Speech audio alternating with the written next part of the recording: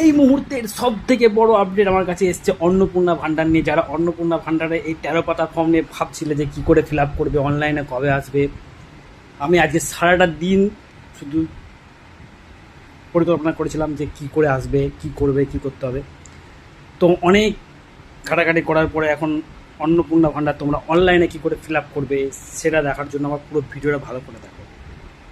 তো ঘটনাটা হচ্ছে, প্রথমে একটা খাতা পেন নিয়ে না, আমি লিখছি, আমি বলছি তোমরা লিখে লিখে নাও। নিয়ে নিয়েছো খাতা পেন?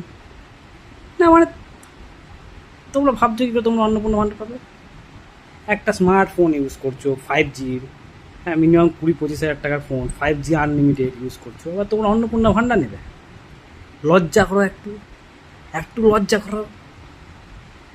এমনি করে করে তো আগে সরকার টাকা পুরো খেয়ে দিয়েছো, লজ্জা করো। লোকেরা আবার দুটো দুটো করে লক্ষ্মী ভান্ডার নিচ্ছিল, আমার কাছে খবর এসছে, সব খবর এসছে। লজ্জা করো, একটু লজ্জা আছি।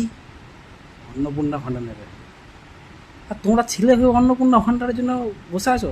ছি ছি ছি।